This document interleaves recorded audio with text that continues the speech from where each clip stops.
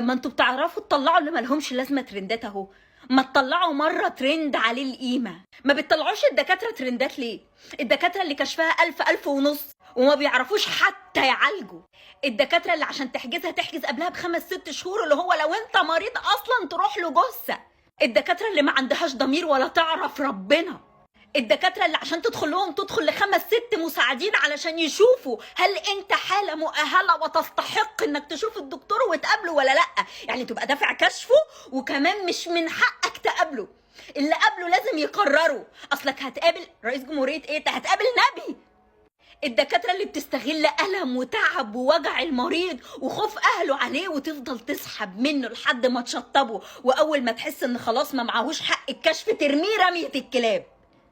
الدكاتره اللي بتكتب ادويه معينه وتحاليل في اماكن معينه واشعه في اماكن معينه حتى لو المريض مش محتاجهم، عشان في الاخر يروحوا يسافروا فرنسا ولا ايطاليا ولا امريكا، او يجي لهم الظرف اللي فيه الكام الف جنيه على العياده بالليل.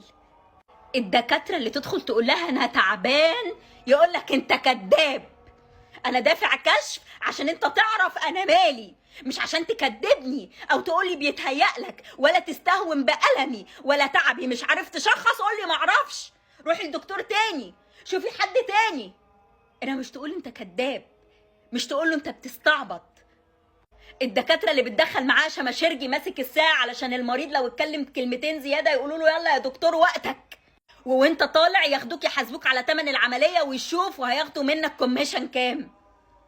الدكاتره اللي بتبقى عارفه ان الحالات دي لازم تتعمل في اسرع وقت وتاجلها لك عشان هو مسافر او عشان حاجه شخصيه عنده او عشان حتى فصلت معاه في قرشين زياده. الدكاتره اللي مفيش في عيادتهم كرسي عشان المريض يقعد يرتاح عليه وياخد راحته في الكلام وما ينساش هو عايز يسال الدكتور في ايه. الدكاتره اللي بتقعد تحجزها بعد شهور وكشفها بكذا وكذا وكذا، ولما تيجي تروح الاستشاره تدفع كمان كذا، ولو اسبوع عدى عليك تدفع كشف تاني، وملهاش واتساب ولا بترد على تليفون ولا تعرف توصل لها. يعني انت لو في مصيبه توصل لرئيس الوزراء ولا انك تعرف توصل للدكتور. الدكاتره اللي جايبه ناس بتدفع لها فلوس بره عشان وانت داخل تقول لك التعليمات، اصل الدكتور بيتعصب بسرعه، اصل الدكتور بيتخنق، اصل الدكتور ما بيعيدش الكلمه مرتين. ليه ان شاء الله؟ ليه ان شاء الله؟ مين في الدنيا وظيفته ال3 دقايق ب1000 و1000 ونص؟ 3 دقايق الكلام ب1000 و1000 ونص. الدكتور اللي بيبقى عارف ان الحاله دي ميؤوس منها، والمراكز الطبيه اللي بتبقى عارفه ان الحاله دي ميؤوس منها، ويفضلوا يسحبوا من المريض ويسحبوا ويسحبوا لحد ما يخلوه يبيع هدومه، واول ما يلاقوه خلاص مش قادر يقولوا والله ما نعرفش، خلاص ربنا اراد واحنا عملنا اللي علينا. طب ما كان من الاول منكم لله. الدكتور اللي مش عارف يشخص فيقول لك والله سيبوه يموت، مفيش امل، سيبوه يتعمي، سيبوه يطرش، سيبوه خلوه يموت. يا سيدي خلي عندك ضمير وقول انا ما اعرفش، ما درستهاش، ما خدتهاش، في امل في ربنا، روحوا الدكتور تاني. الدكتور اللي بتدخله وانت تعبان ومتألم تطلع من عنده كرامتك كمان متهانه ومضطر تسكت تخرس ما تنطقش عشان ابنك او بنتك او امك او جوزك او ايا كان عايزاه يخف، عايزه يتعالج، مضطر تتذللي.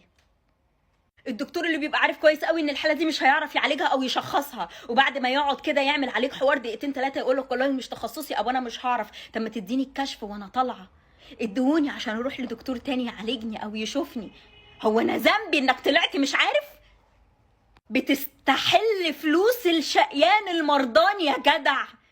الدكاتره اللي بتغلط سواء في عمليات جراحيه في ادويه في ايا كان وما يبقاش عندها الجرأه حتى انها تقول للمريض ان انا غلطت، روح الحق عالج نفسك، روح لحد يلحقك. لا، اهون عليهم يشوفوا المريض بيموت قدام عينهم ولا انهم يقولوا ان احنا مش عارفين او ان احنا غلطنا. تموت احسن ما تبوظ سمعته. الدكتور اللي العمليه بتاعته ب140,000 و150,000 جنيه ومش من حقك تنطق ولا تتكلم ولا تستفسر وتكتب كمان اقرار ان هو مش مسؤول عن اي نتيجه، وكل ما تيجي تتكلم يقول لك انت هتنطق، ده انا كتر الف خيري قوي ان انا هحط ايدي في الحاله. ليه يا فندم؟ مديك فلوس بنك الحظ، كاسبهم في اليانصيب، مش شقيان وطلعان بوزي بيهم، مش فلوسي وشقايا وتعبي دول. اما انا اروح اكلم مين؟